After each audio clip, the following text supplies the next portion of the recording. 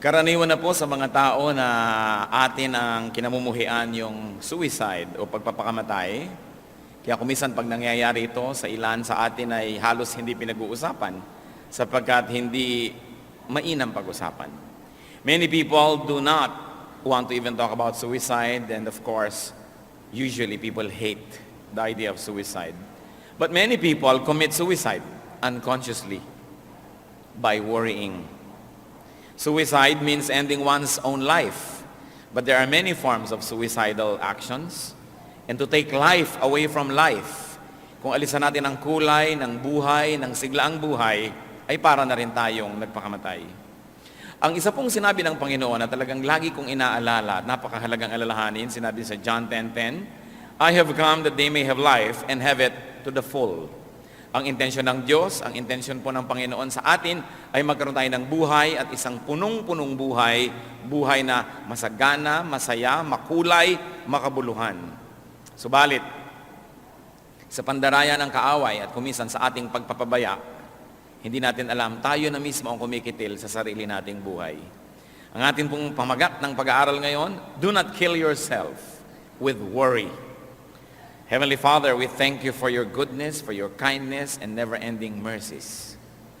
Thank you for your grace. Thank you for enabling us to be here today. Isang tagumpay niyo, Panginoon, na kami narito ngayon, sumasamba, nagdadala ng aming mga handog sa inyo, nagdadala ng pusong walang laman at nais masidlan ng inyong karunungan.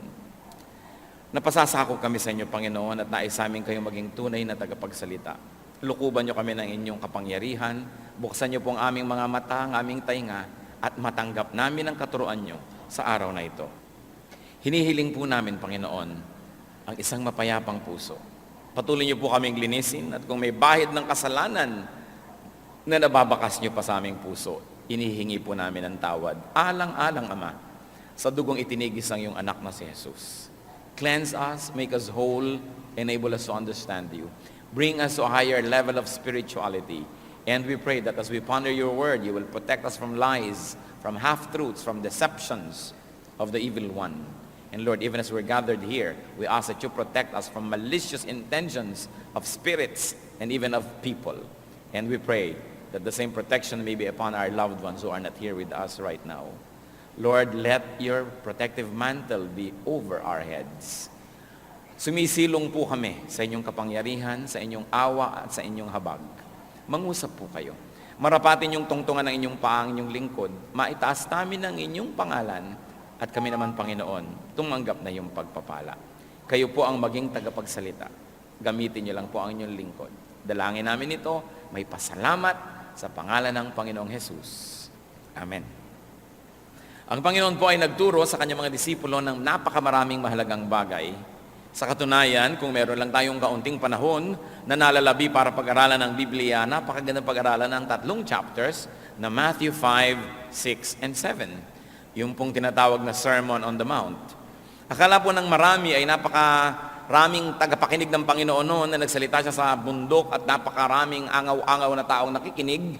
Subalit malinaw po ang sinabi sa Scripture, maraming tao ang ginawa ng Panginoon, inipon niya yung kanyang mga disipulo at sa isang sulok ay tinuruan niya.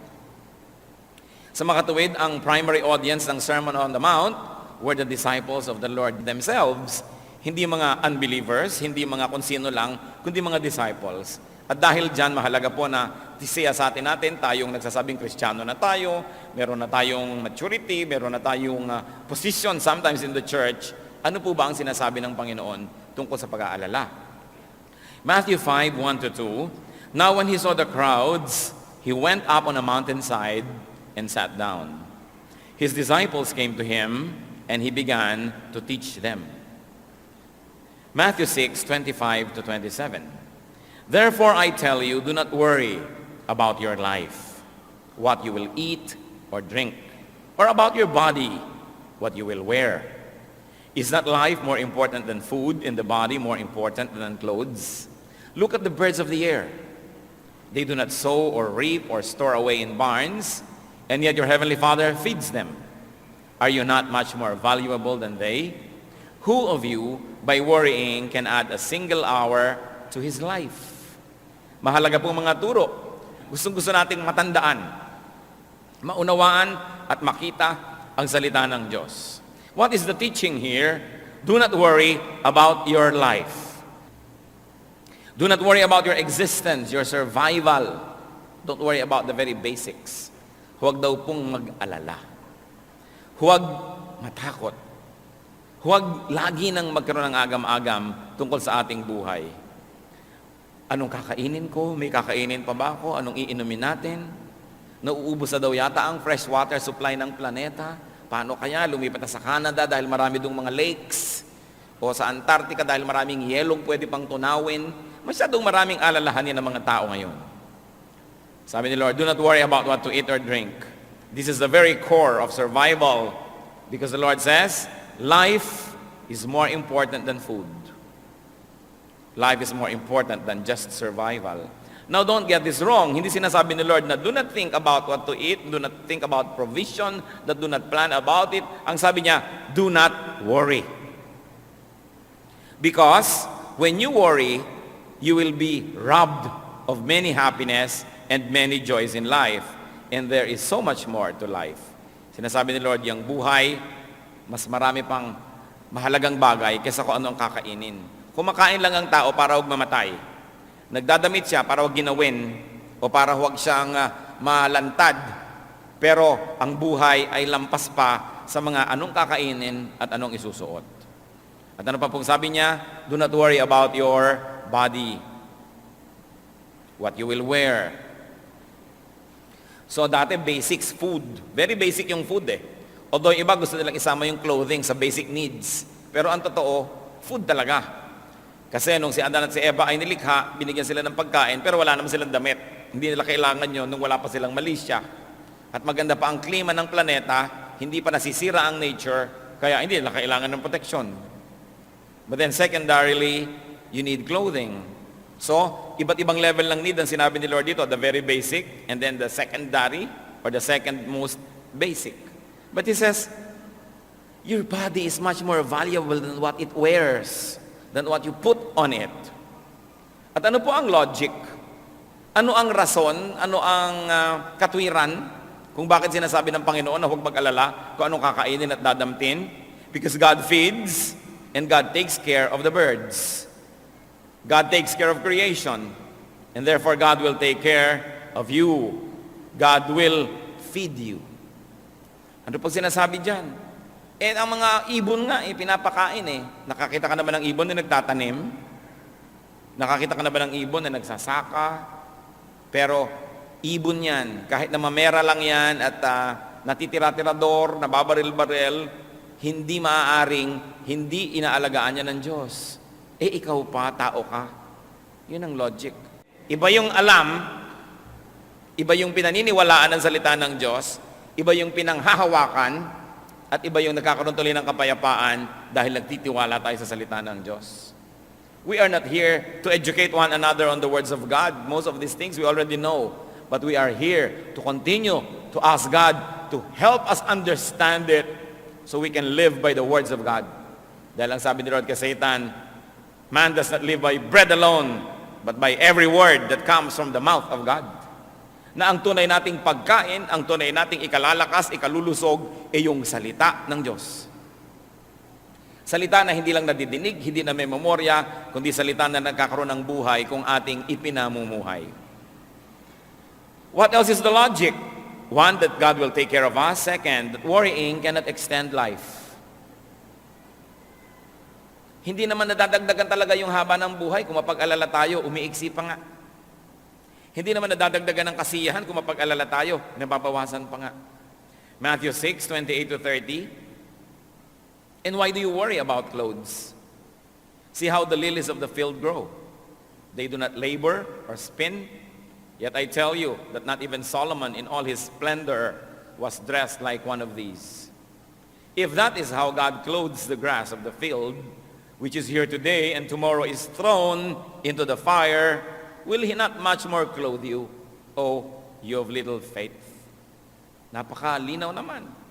Bakit ka nga nag-aalala tungkol sa isa dadamit? Tingnan nyo ang mga bulaklak, ang mga damo na namumulaklak sa parang hindi naman sila naghahabi ng tela, hindi sila nagdidisenyo, nagbuburda, Hindi sila nag-paint ng mga tela. Pero tingnan mo kung paano sila damtan ng Diyos. Kahit si Solomon, na pagkarangya-rangya ng mga isinuot, hindi man lamang nadaig ni Solomon ang mga bulaklak na nilikha ng Diyos. At sabi niya, kung yung mga bulaklak lang at damo-damo, buhay na buhay ngayon pero bukas ay lanta na at susunugin na. Pinag-iisipan pa ng Diyos na damitan ng magandang kulay, magandang disenyo. Ikaw pa ba na mahaba ang buhay? Ikaw pa ba na may panghabang panahon? Ikaw pa ba na nilikha sa wangis ng Diyos? At ikaw pa ba na dahilan kung bakit ang anak ng Diyos ay namatay sa krus ng Kalbaryo? Ikaw pa kaya ang hindi damitan? So, Jesus says, don't worry about these things. Because worrying cannot make one look beautiful. Sa katunayan, nakakapagpapangit pa nga yung pagpapaalala. Kaya nakikita niyo po yung mga lalaking magandang mag-alaga ng kanilang mga may bahay. Aba, magagandang mga may bahay. Para mga sariwang-sariwang ubas. Pero pagka ang may bahay ay mukhang pasas, ang sisihin niyo yung asawa. Hindi mo yata inaalagaan ng puri. Hindi mo yata inaalagaan na magtiwala siya at huwag siya mag-alala. Kung wala ka, kaya na yan, nagkanda, tuyot-tuyot na. Pero ang tao pag inaalagaan, gumaganda.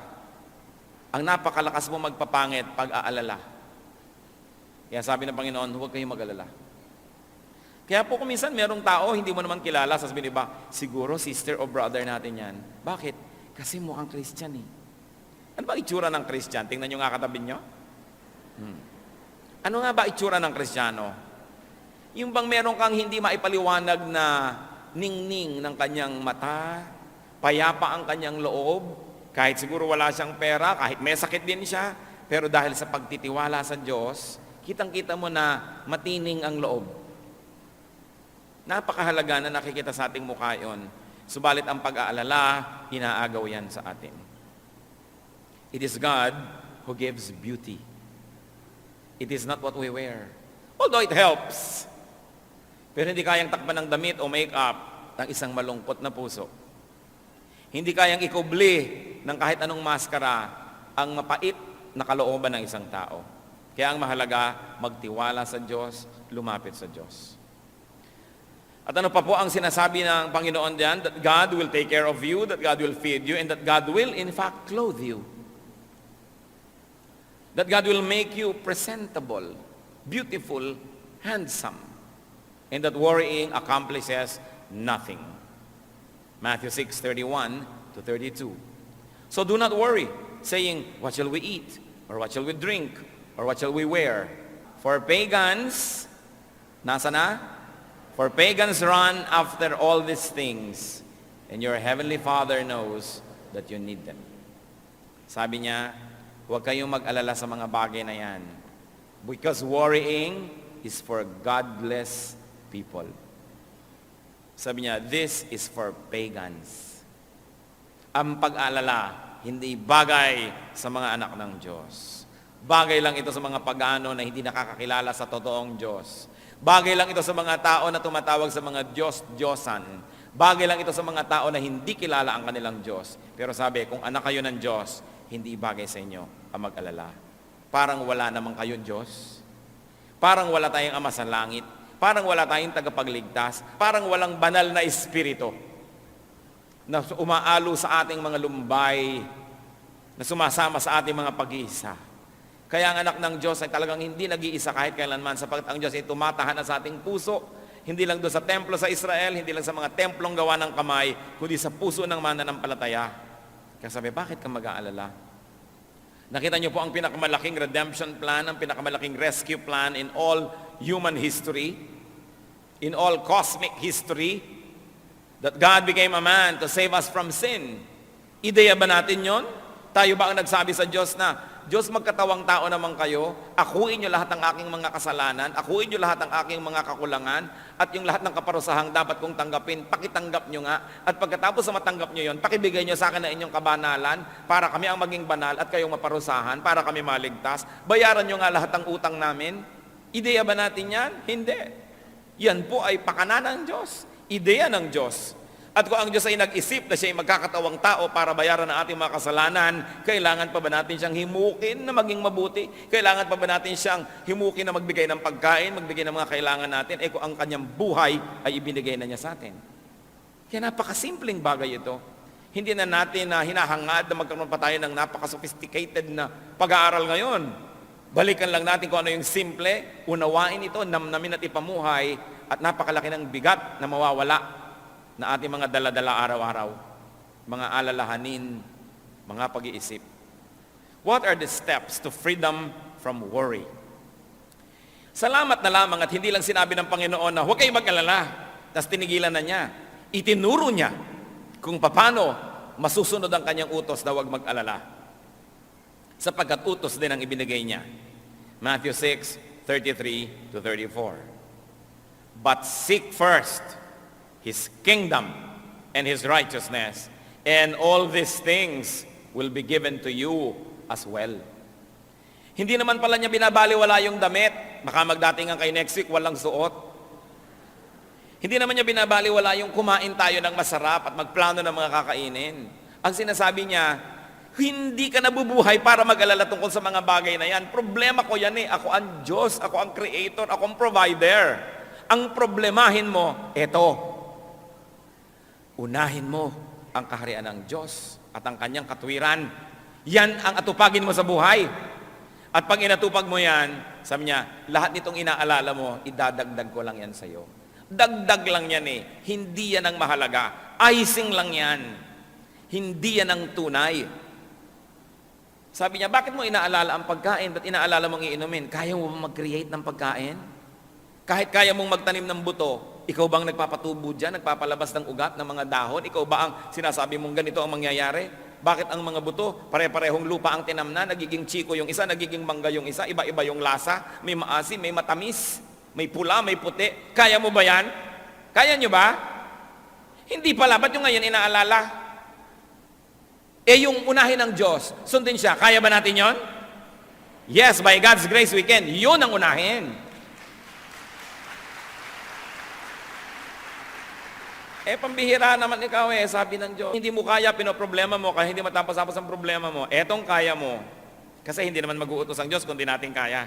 Kung hindi niya tayo bibigyan ng kakayanan na sundin. Unahin mo ang kanyang kaharian. Unahin mo ang kanyang katuwiran. At lahat ng yan, idadagdag niya sa iyo. Verse 34. Therefore, kaya merong therefore do not worry about tomorrow. For tomorrow will worry about itself. Each day has enough trouble of its own. So what are the steps to freedom from worry? First is to prioritize God's kingdom. Unahin ang kanyang kaharian.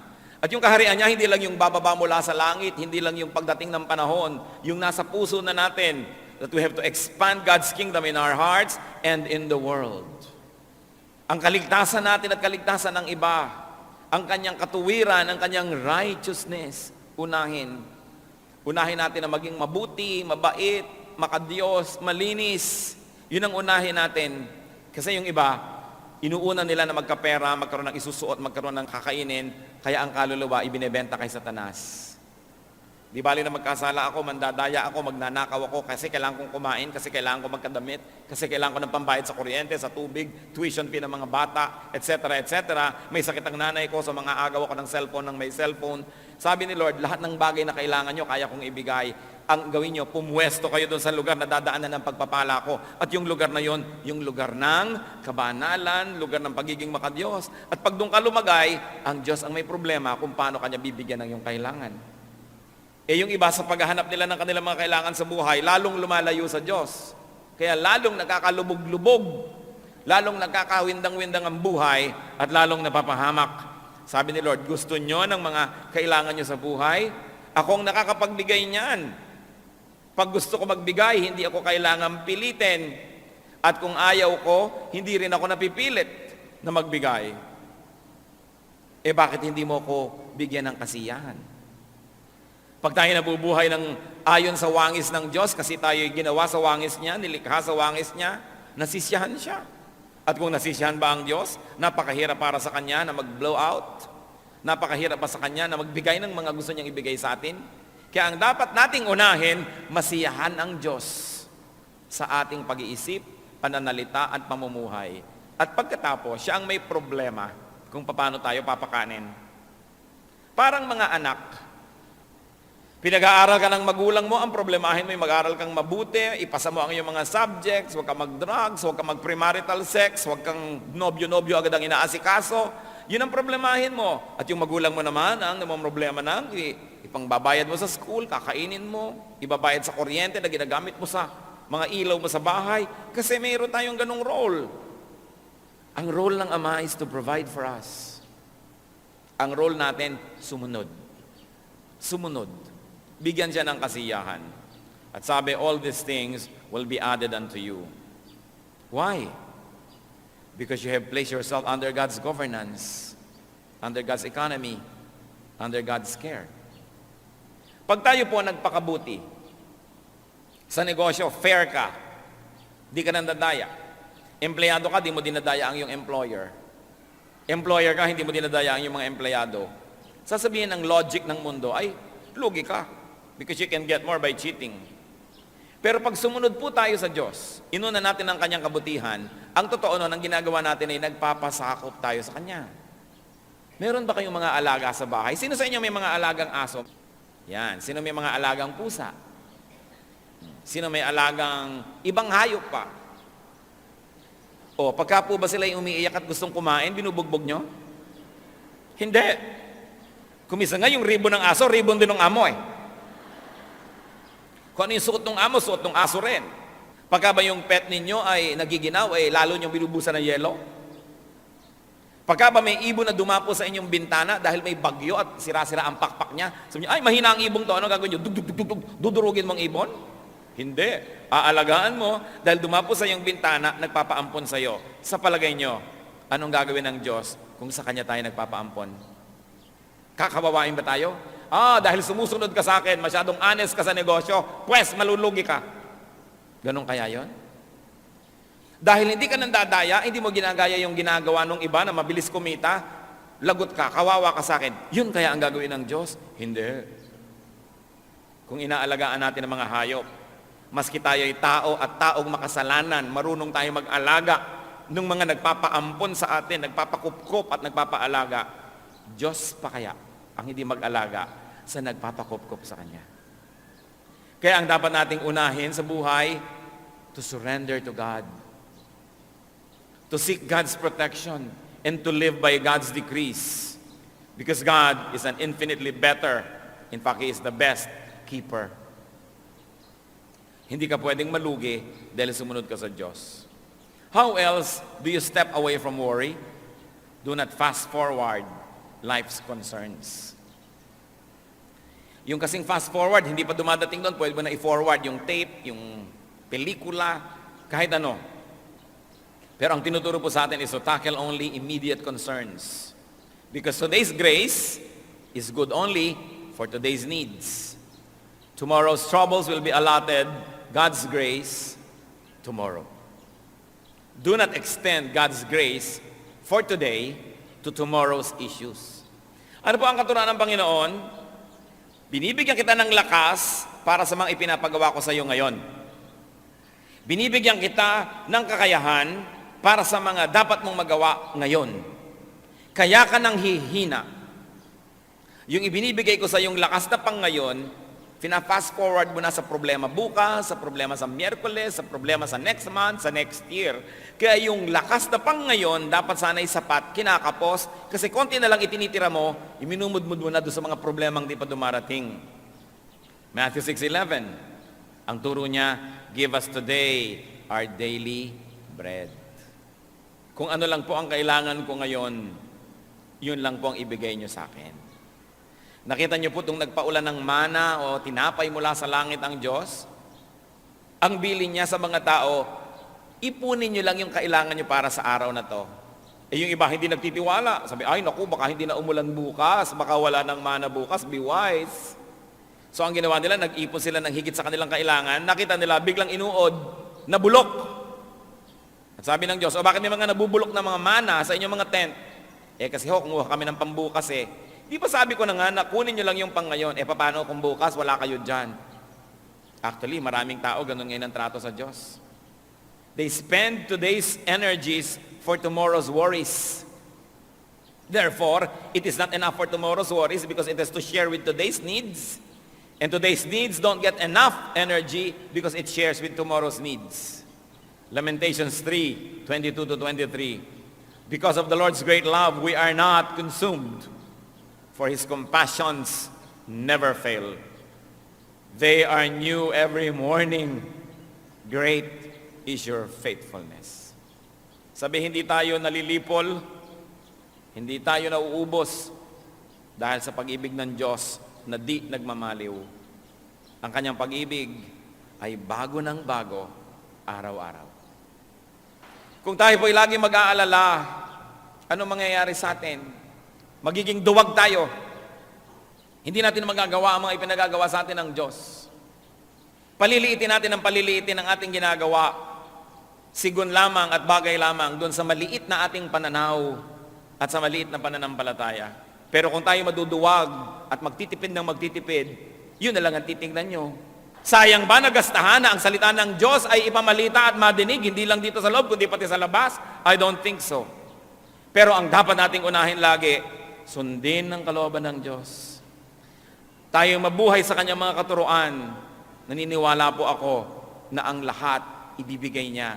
Basta tama ang ating intensyon at tayo nananalig.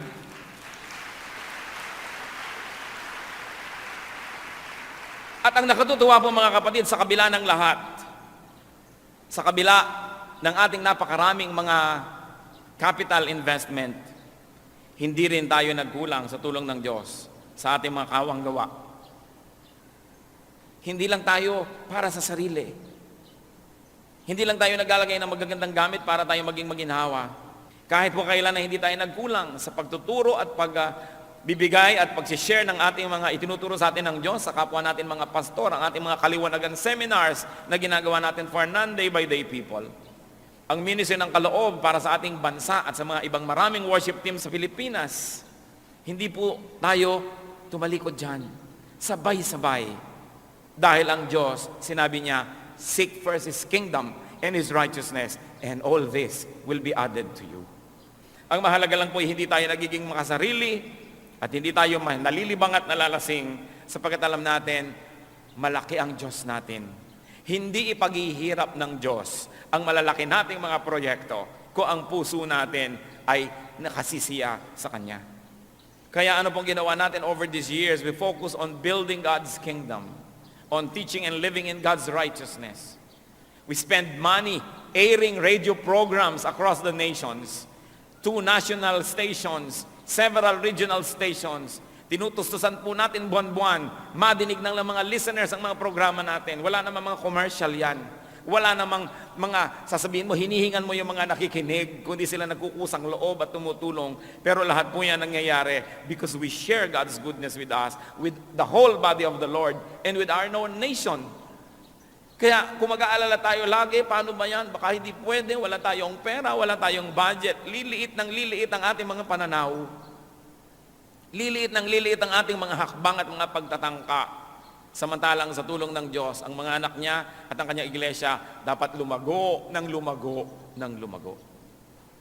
Dapat tayo magtiwala.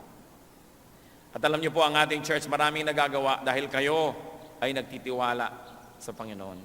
Dahil kayo matapat sa pagbibigay sa mga pangangailangan ng iglesia. Dahil kayo ay nakakakita na mainam na magtanim para sa paglago ng kaharian ng Diyos. And over the years, God added all the funds, all the people very especially, and all the things. Meron bang himala? Meron. Tayo, ang isang patunay ng himala ng Diyos. Tingnan ninyo ang inyong paligid.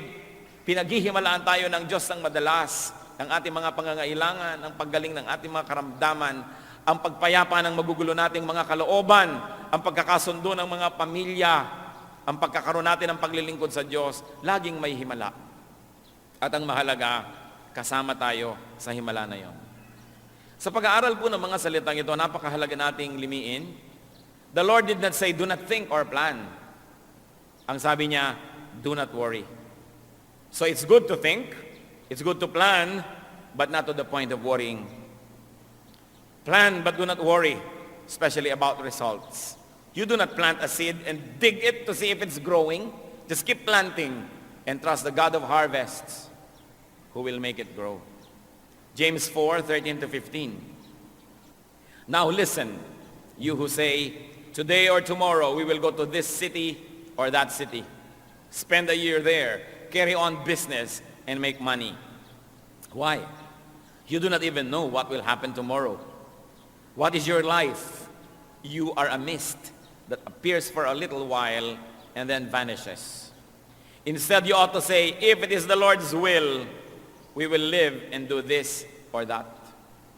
Huwag daw po tayo maging pangahas at mayabang na sabihin, itong plano natin bukas, itong plano natin next week, itong plano natin next year. Sabi niya, hindi nyo alam kung bukas ay buhay pa kayo. Isa lang kayong asap, isa lang kayong usok, isa lang kayong vapor. Nandyan ngayon, subalit mamaya ay wala na.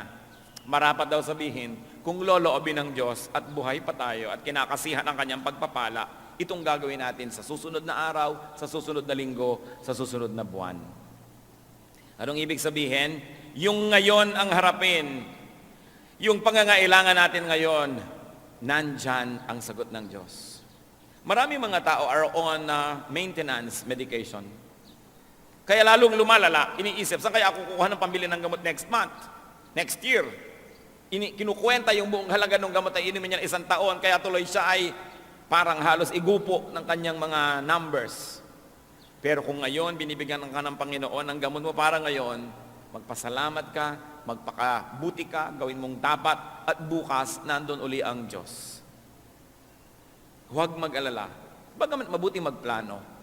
Mabuti na nag-iisip. Subalit matapos mong isipan at planuhin, ipasa Diyos, at huwag alalahanin. Gawin lang ang pinakakayang gawin, do what is best, and leave the rest up to God. Dapat din naman kasi may plano. Sabi sa Luke 14:28, suppose one of you wants to build a tower. Will he not first sit down and estimate the cost to see if he has enough money to complete it? So God is not against planning. But God says, don't worry. Life is more important than food. Life is more important than livelihood. Marami pong tao may hanap buhay. Dapat naman. Pero yan ay paghahanap lang ng ikakabuhay. Huwag mabuhay para maghanap. Huwag mabuhay lang para maghanap buhay. Dapat naghahanap buhay tayo para tayo may kainin, para may isuot. At kung may lakas na ang ating katawan, may damit ng ating katawan, naghahanap na tayo ng magagawa para sa kaharian ng Diyos. Kasi tayo nabubuhay para palawakin ang kaharian ng Diyos. Hindi tayo nabubuhay para maghanap buhay. Naghahanap buhay tayo para tayo may kitain at para tayo may maitulong sa gawain ng Panginoon, pero hindi tayo nabubuhay para lang maghanap buhay. The Christian's life must revolve around God, around God's kingdom and God's righteousness. Therefore, the Christian's life must revolve around the church. Why? Because Colossians 1:18 says, Christ is the head of his body, the church. If the body of Christ is the church, then the church is the highest institution. The church is the most important institution. Therefore, our lives must be dedicated to the works, to the needs, and to the expansion of the church. If you believe that Christ is the head of the church and that He loves the church. Ang pagiging Kristiyano po hindi lang panglinggo. Kailangan umiinog ang buhay natin sa church ng Panginoon. Sandali lang tayo sa mundo, nakikiraan lang tayo rito. Ang tunay nating sasapitin ay ang presensya ng Panginoon. At marapat lang na pag humarap tayo sa Kanya, meron tayong maisulit at maialay sa Kanyang paanan. Ang ating mga paglilingkod, ang mga nagawa natin. Bunsod na rin at tulong na rin ang mga ibinigay niya sa atin. Maghanap buhay para may kainin at damitin at para makapaghandog sa Diyos.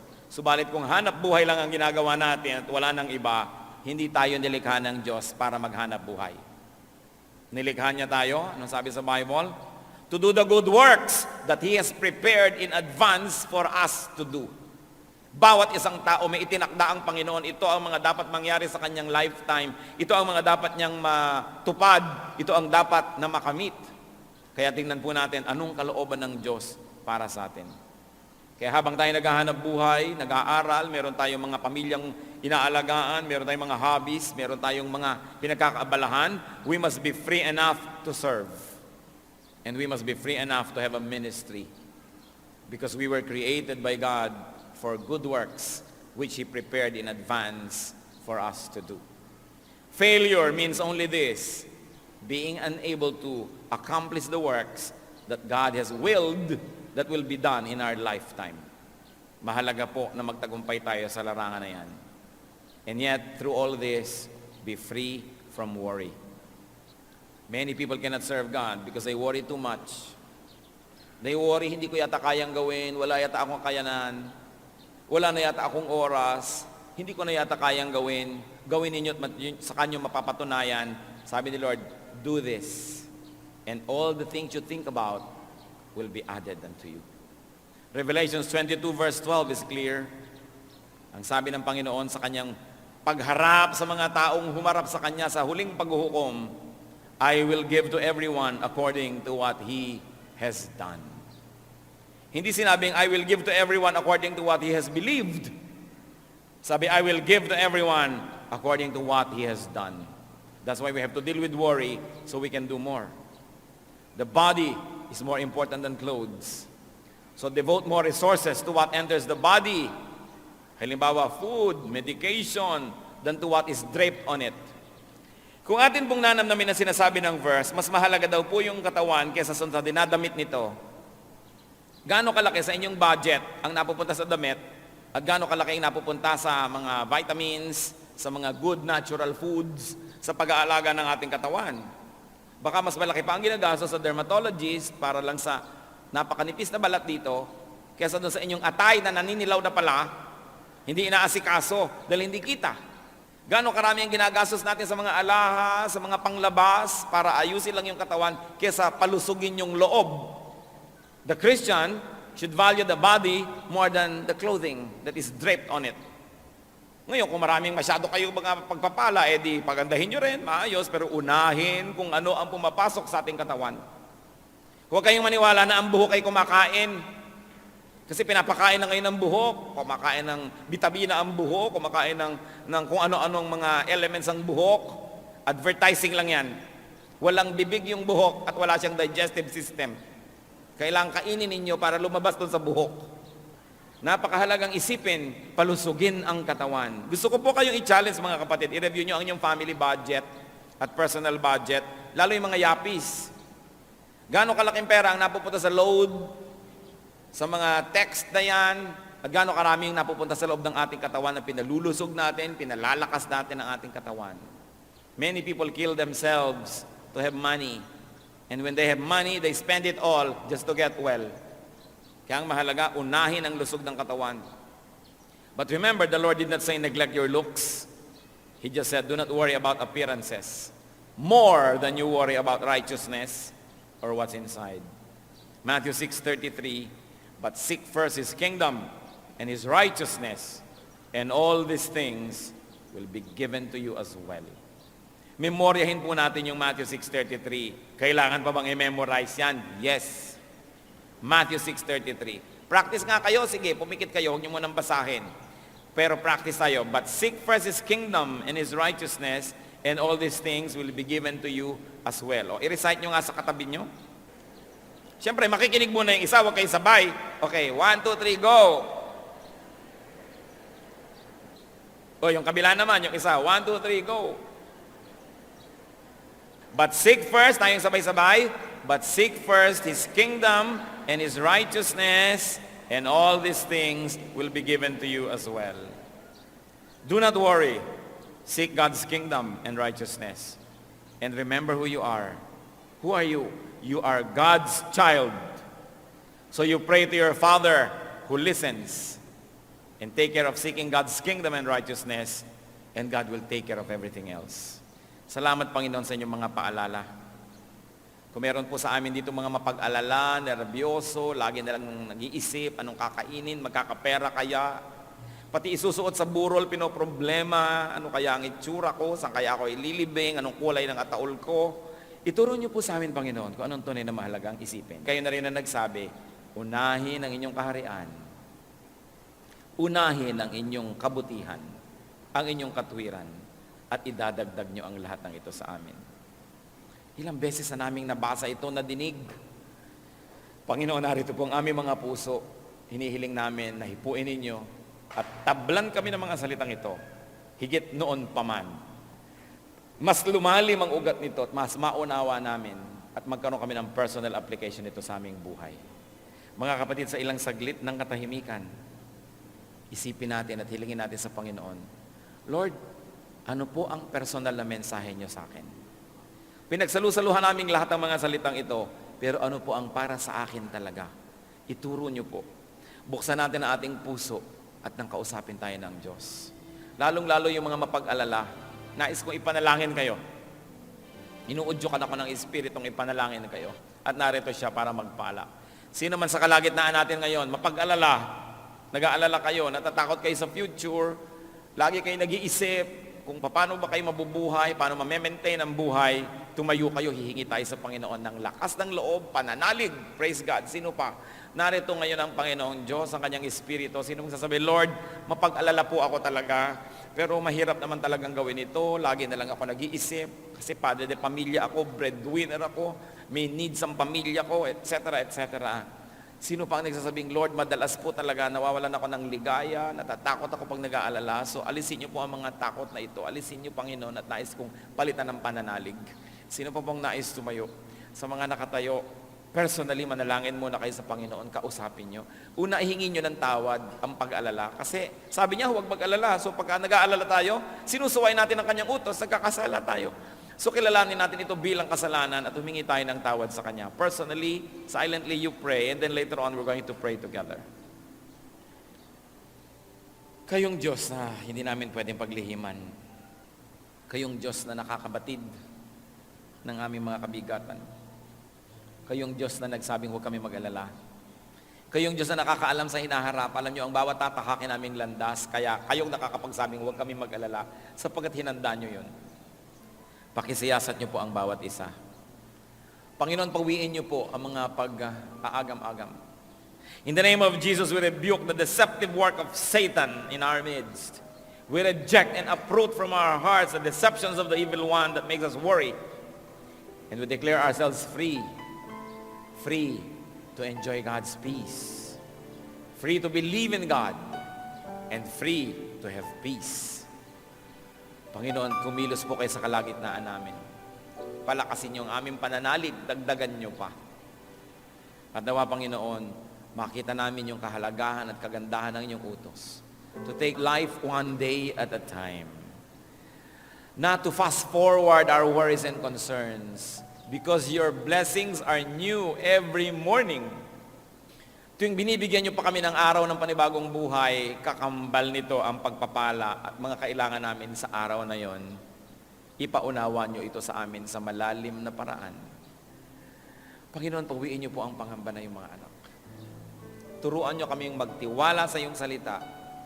At itong mga salita na ito, mailapat namin sa pang-araw-araw na buhay. Lord, teach us to translate into daily activities and daily works, O Lord, this kind of faith. That our faith will find fruition, will find flowering in our deeds every day. At nawa, Panginoon, kapayapaan, maghari sa aming buhay. At sa paghahari nito, mahanap namin ang aming dapat kalalagyan sa iyong iglesia.